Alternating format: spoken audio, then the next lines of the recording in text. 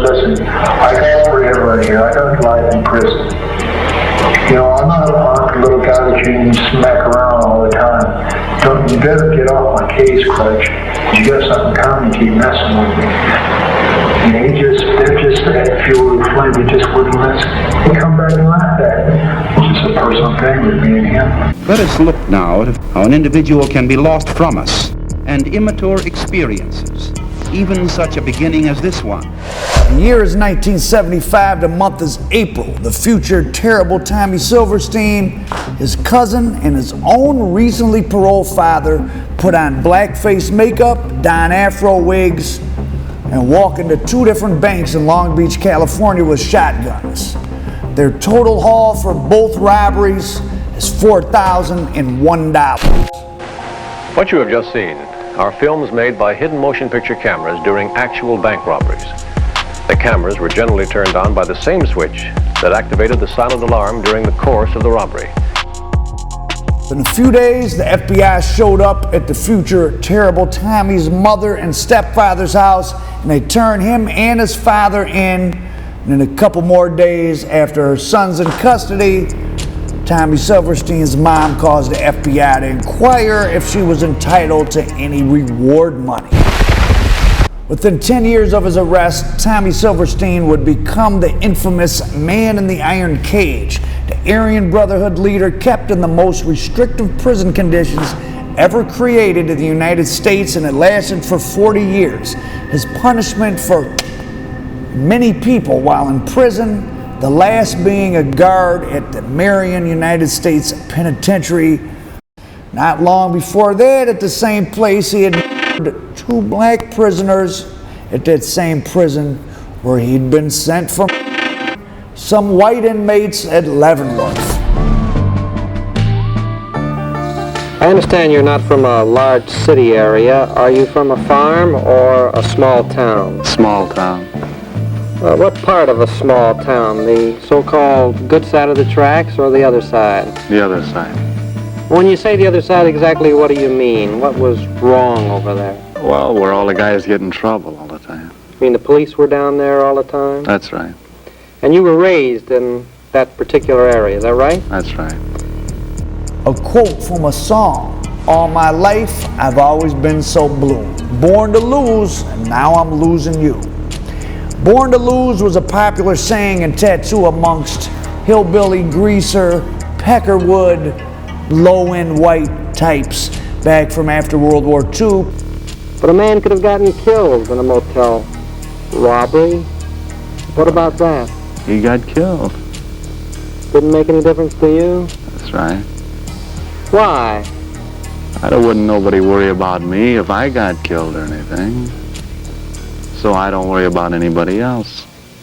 This is if I'd killed him, it'd just been another death to me, is all. From high in the hills, the city below looks like any other sprawling metropolis. Yet this one is different. For this is fabulous Hollywood. February 1952, a child is born, Thomas Edward Conway. This was terrible Tommy, and he picked up the name Silverstein from his stepfather years later, but he was born Thomas Edward Conway to a mother named Virginia and a father named Thomas Valentine Conway. They were two Okies in the underbelly of post-war Los Angeles, film noir. Virginia was 20 years old and wanted to be a Hollywood movie star, and Tommy Silverstein's dad came from a criminal family near Tulsa, Oklahoma. Now, what were Okies, you might ask? It was originally a derogatory name for poor farmers who fled the Dust Bowl of Oklahoma, Missouri, Arkansas, and other plain states during the 1930s as a biblically destructive drought and sandstorms turned vast swaths of the central United States uninhabitable. Going out to California. Your folks, my folks, everybody's folks. But back to Tommy's mother, Virginia Conway. Virginia Conway wanted to be famous. For this is fabulous Hollywood. It's the exciting city of 1,000 exciting sights. She was living in Hollywood, but she was from somewhere else, and she was married to an Okie. And like many people sick for fame, even now, she was willing to degrade herself in public if that meant she would get some notoriety. Beat her, but she still loves him. That was the headline of the Hollywood Citizen News. Thomas Conway had beaten his wife, described as a pretty blonde, aspiring actress, so bad she was in the hospital to get surgery to reattach her ear. Now, when her husband, Tommy's father, went in front of the judge, she leapt to his defense, explaining that her husband simply slapped me around to knock some sense into me after she got rowdy at a Hollywood bar. She told the judge she needed her husband home to help with her 5-month-old baby, the baby that would grow up to be Tommy Silverstein. And her husband got let off the hook.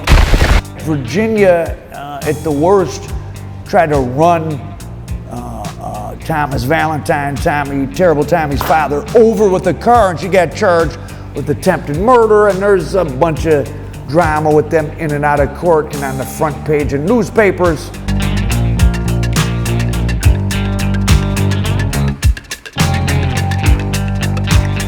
But let's suffice it to say, the initial stage of their romance ended when Terrible Tommy's father apparently did a couple successful stick-ups for once and gave Virginia the money. She bought a small house down in Long Beach, and he fled. He went back to the hills of Oklahoma where his family was, and he managed to stay hidden for maybe a couple years, but he ended up drawing a 16-year term in the infamous Oklahoma State Penitentiary. According to Tommy Silverstein and some court records, his mother Virginia was diabolically abusive to him. I won't get into some of the stuff she did. You can read it in Pete Early's book, No Human Contact. But eventually she married a decent guy, a guy named Silverstein, a Jewish guy who had moved from New York. He was like a factory worker here in LA. He didn't particularly have money, but they seemed to settle into kind of a post-war working class, upper blue collar kind of lifestyle. And Tommy was okay for a couple of years when he was young, but his mother's beating started to get to him. By 7th grade, he had turned mean. He was fighting with his stepfather and his mother. He started punching his mother in the face on occasion. Good for him, I say. And by 10th grade, he was stealing cars and going to Juvenile. Even such a beginning as this one, where one day he and some friends are merely playing hooky, truant from school, and here someone reports him. The juvenile officer appears, takes him out of the movie, back to his school or his home, and what seemed to have been an innocent prank has now begun to give him a character, a meaning, his experience, which never existed for him, but which now exists because society has taken a view of his act. Now, the Los Angeles juvenile detention system was the first place Tommy Silverstein really interacted with black, I guess probably Hispanic people too. And already at that point, in the late 60s, of course, the Aryan Brotherhood had already formed, a Mexican mafia had formed, a black guerrilla family had formed, and this racial stuff had trickled into the juvenile systems, and Tommy's first interactions with black people was violent. He ends up hitting a black guy in the face with a lock and a sock, then he gets jumped on by a bunch of black guys, and then he gets lightning bolts tattooed on his neck right there in Juvenile. So already, again, you can see the influence coming from the prisons. But now it's a black face against a white face, and everyone is a target. Now, if you're a black man, it don't make any difference what clique you belong to. As long as you're black, you're going to get hit. If you're a white man, it don't make any difference what your age or what clique, you're going to get hit. Tommy gets out, he gets a girlfriend, they move in. Mind you, he's still only like 17. His parents are helping him out with the rent. This is the time when the Hells Angels are coming heavily on the scene. A Hells Angel just shows up at their house one day and moves in. He starts sleeping on the couch. They're scared to put him out. Then after about a week, he goes into the bedroom and decides he's going to take over Tommy's girlfriend, but this was a bit too much for him. They fight, But Tommy had enough sense to take his girlfriend and leave, and of course a bunch of Hell's Angels showed up and destroy the rented home. So now Tommy has a warrant out for him, but he did catch the Hell's Angel in a bar. They brawled the Hell's Angels, stabbed him above the eye actually. So his violence now has gone from family violence to fighting in juvenile, beating up kids in high school, to before he's 18, he's in knife fights with Hell's Angels in bars. So he gets real serious real fast. He's out stealing beer with one of his Okie aunts. They get caught by the police. The aunt, tries to jump on the police to defend her nephew or whatever. Police beat Tommy and his aunt so badly they have to hide them for 4 days in the LA County Jail before presenting them to a judge because they're all lumped up. So now Tommy's out of jail again. At this point, it's about 1970, 71. He's picked up an H habit. He's living with his girl and the baby. He's doing robberies for H. His girlfriend is very violent. There's a very violent story she tells. I'll leave it if you want to read it in Pete Early's book. But Tommy was getting pretty dark. At one point, the baby was crying too much, and Tommy put his hand over the baby's mouth and pinched the baby's nose. He claims it was because that's how his mother taught him to shut up a baby. But the baby's mother, his girlfriend, pulled a butcher knife, got Tommy off of him. He said the only two people he was ever afraid of was his mother and the mother of his daughter. And then, so there in the early 70s, Tommy's father finally gets out of Oklahoma State Prison, and he shows up and rekindles the father-son bond, much for the bad for Tommy. And like I said, they start doing bank robberies. They quickly get caught. Now, Tommy's mother, Virginia, when she was beating him and putting marks on him, had always taught Tommy to never rat, never snitch, never talk to the police. And when the FBI cuffed Tommy Silverstein up that day in 1975, again, thanks to his mother who taught him never to snitch to police but turned him in, it would be the end of freedom for the rest of his life. But he began his penitentiary career in the infamous San Quention in the mid-70s when San Quentin was.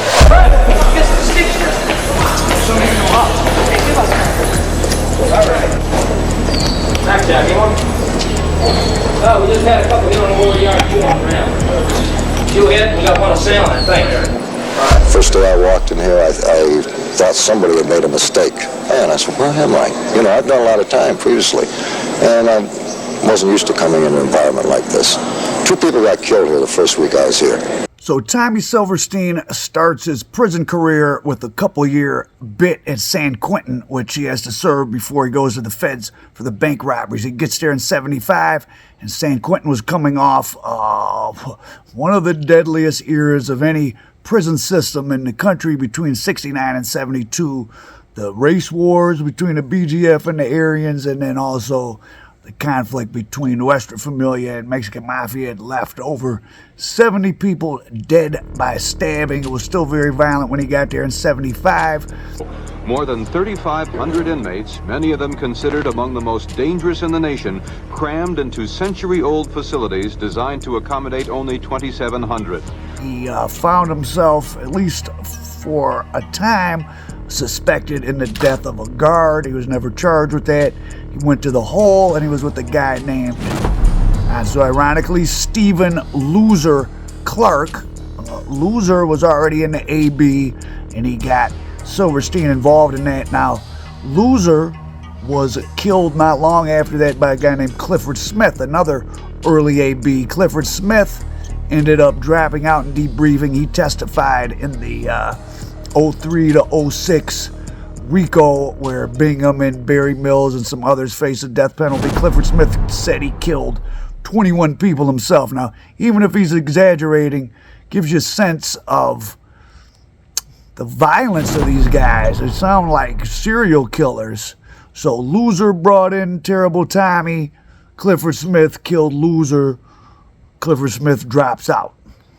So he finishes up at San Quentin and he starts his federal term at Leavenworth. He had 15 years. Back then, I think you got eligible parole after 1/3, so he probably wasn't looking at that much more time.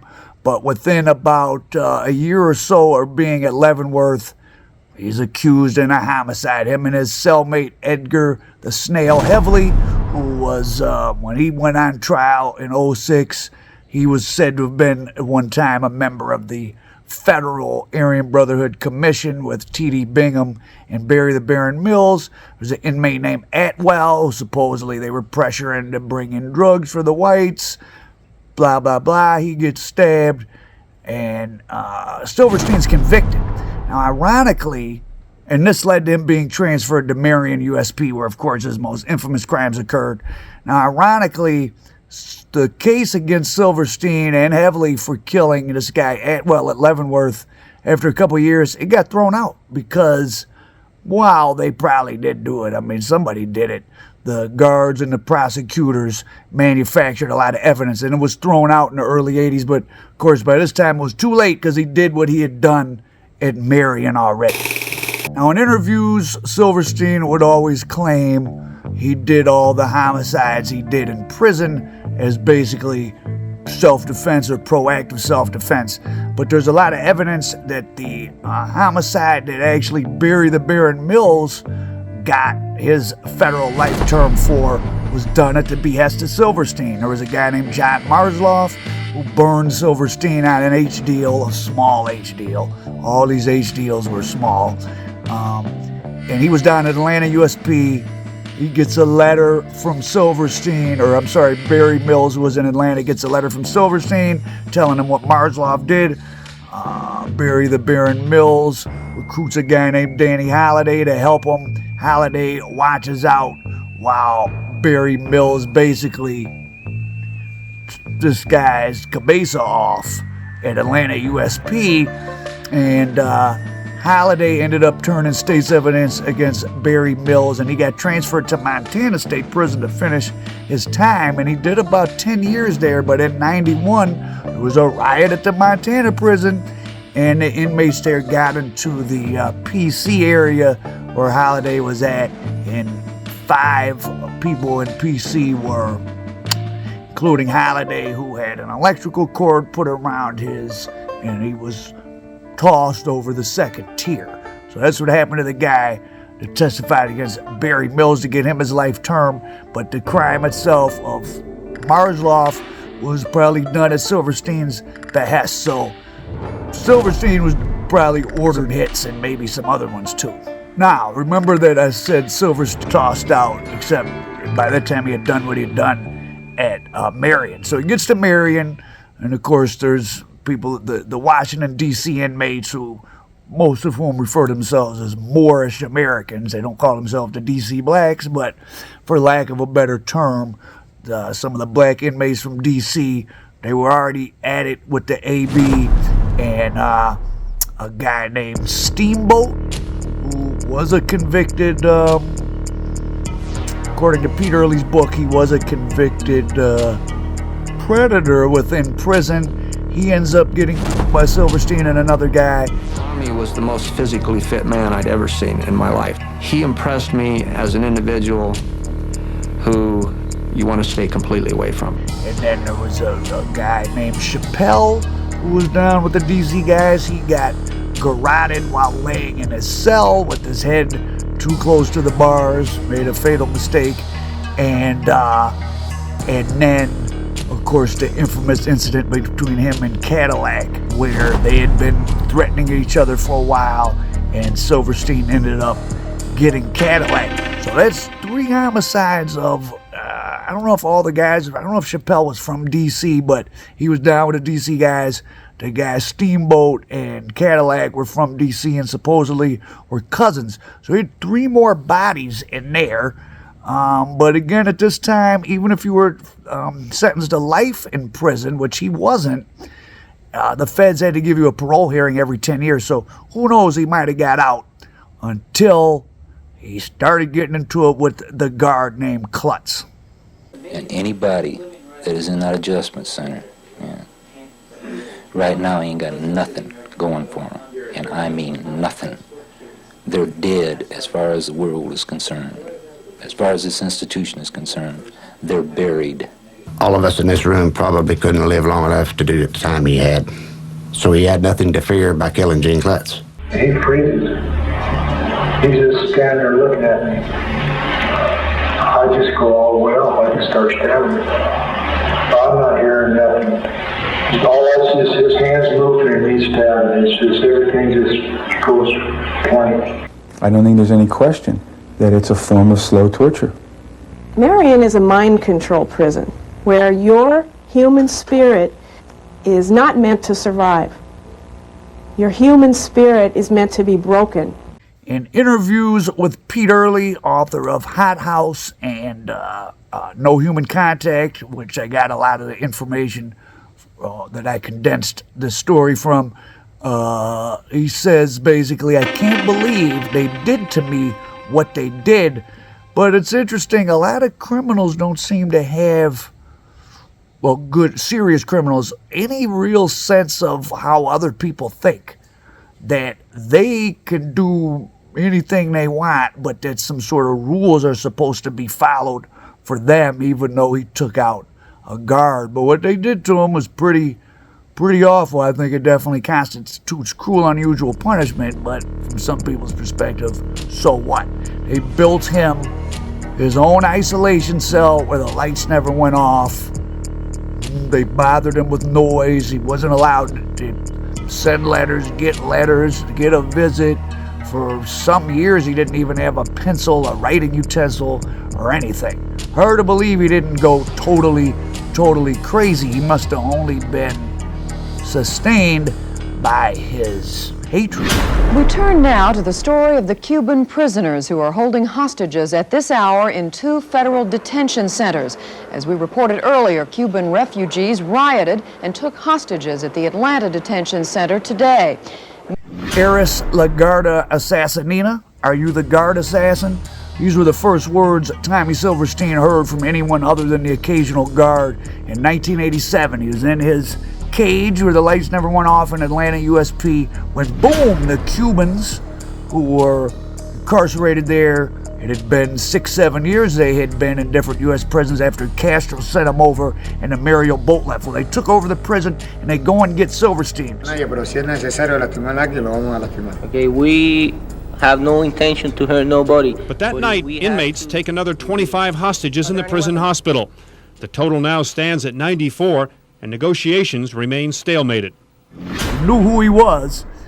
They let him out of his cage. He's suddenly free. He's roaming around the prison, and they take him to where they have the guards hostage. And, of course, they must have expected him to terrorize or do worse to the guards, but he didn't really do much to them. In fact, he sort of saved them because he told the Cubans, well, if you start taking these guards out, it's going to be even worse for you in the end. Silverstein started acting as the negotiator, or one of them, for the Cubans. But Silverstein was actually a topic of concern for the FBI and the Bureau of Prisons camped outside, and the Cubans cut a side deal. And they put tranquilizer in Silverstein's meal one night and then jumped on him and tied him up to deliver him to the feds, because the feds were like, well, we want Silverstein, because they were very afraid what he was going to do to guards, even though he hadn't done anything to any guards during the riot. And the very people that the Cubans were rioting against, they cut a deal with him and turned Silverstein over to them. Silverstein says he remembers asking them as they carried him out, the Cubans, end me, unalive me now. I don't want to go back into custody, but they didn't do him that solid. They turned him back over to the feds, and he was right back in his special cage. And if he thought that him maybe talking the Cubans out of doing anything to any of the guards would have helped his security level come down a little bit, it did not. Now, like I said, Pete Early, the journalist, did a book called Hot House about Leavenworth, where he first introduced the world to Silverstein, and then he followed up with the book No Human Contact about Silverstein and Clayton Fountain. Hot House made Silverstein, I don't know if celebrity is the right word, but a cause de celeb in the international prisoner rights movement. He started getting mail. There was at least a little bit of attention on him. Inmates are sent here because of their behavior once in prison. Most are here for assaulting or killing staff or other inmates. Some are here for prison gang activity. At some point in the early 2000s, Silverstein gets transferred to the Florence ADX, the Supermax in Colorado, which was kind of built as a response to what him and Clayton Fountain did that day back in 1983 against those two guards. Clayton Fountain was found dead in his own cell in 2004. But Tommy had another 15 years to go after that, all at the Florence ADX. The point of the story is that I've been thinking about, as the white population of the United States, the lower, say, half of it or so, seeing a lot of its social and economic status dissolve for various reasons, while we're seeing the same things happening in that part of the white population has happened in minority populations. The men don't have work. Some of them get into crime. And I thought the Tommy Silverstein story, though it's the most extreme, you know, if we start having more and more hardcore white inmates, maybe groups like these white prison gangs and people like Tommy Silverstein will become more prevalent. But the problem is, I mean, white people are by far the largest chunk of population in the United States. If you have a substantial portion of them getting involved in street life, prison gangs, being Tommy Silversteins, it's gonna be a difficult genie to put back in the bottle. A man who is part of the reason the Supermax prison was built has died. 67-year-old Thomas Silverstein died this month. He was in intensive care following a surgery earlier this year. Silverstein went to prison back in '78 for armed robbery. He was later found guilty of killing a prison guard and 2 inmates at a federal pen in Indiana. Well, those murders inspired the design of the Supermax prison here in Florence, Colorado. Silverstein was moved there in 2005. It's believed he spent more time in solitary confinement than any other federal inmate. He was in solitary at various prisons since 1983. I referenced the song Born to Lose by Ted Daffin earlier. Ted Daffin followed up that song with Pistol Packin' Mama. This was called Hillbilly Music at the time. Ironically, it was on the same record label, Okie Records, as they put the black music, the race music. So the Jewish and white record company owners considered the music of the poor white people and the music of black people to be part of the same genre, which in a sense I guess it is part of what hillbilly music was morphed into what we call country music. But you know, really, it's interesting that outpouring of the popularity of hillbilly music. Pistol Packin' Mama went #1 on the charts because you never did, and still less so now. You don't see a lot of the bad, troubled behavior and criminality amongst the lower end of the white population in the United States, though there's plenty of it. Whereas, of course, as we know, criminality amongst African Americans especially is sanitized, glamorized, and is frankly one of the key sources of our entertainment culture, which is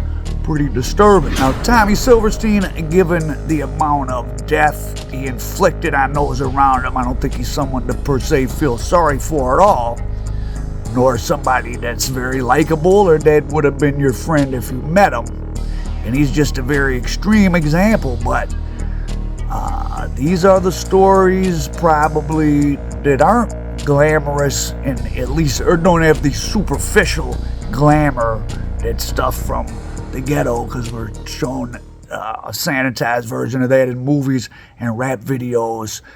Poor white people with terrible lives who turn out to be prison killers. Well, that's not probably too exciting to anybody, and it's hard to package that up into a product and sell it. And yet, as these statistics show, more and more white people going to prison, the lower ends of the white population. And by low, I don't mean they're less of human beings, but the less educated, the people from the lower income brackets, they're starting to exhibit the same negative social phenomenon that the groups on the outside looking in America, blacks especially, but also Hispanics, have been experiencing for a long time. And as the statistics showed, white males now are in jail at a slightly higher percentage rate than Hispanic men in the United States, which has not happened in any recorded time in the country. Tommy Silverstein, he didn't seem motivated by much but his own internal rage.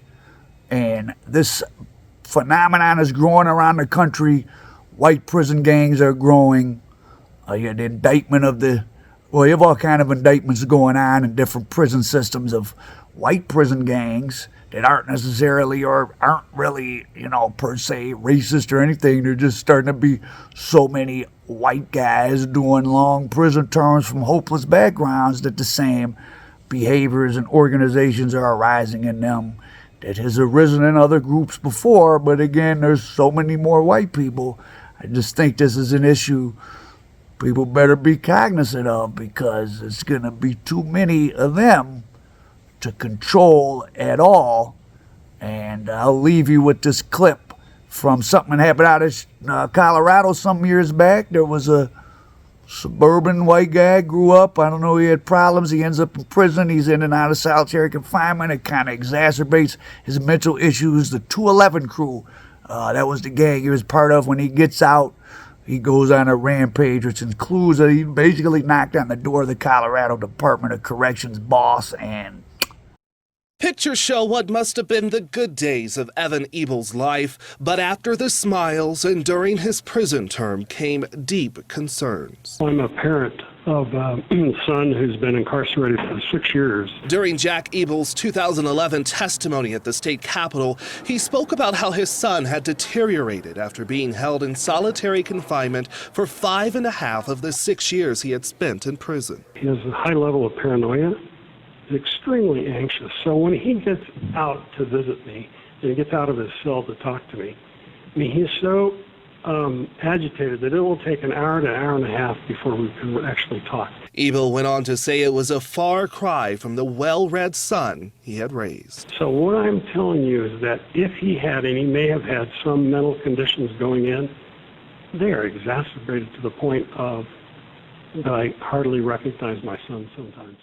so that was the story of terrible Tommy Silverstein of the AB. And hopefully he doesn't portend the future of American criminology or penology, because too many terrible Tommies would be pretty uncontrollable. Al Prophet, American Dope. 313, of course.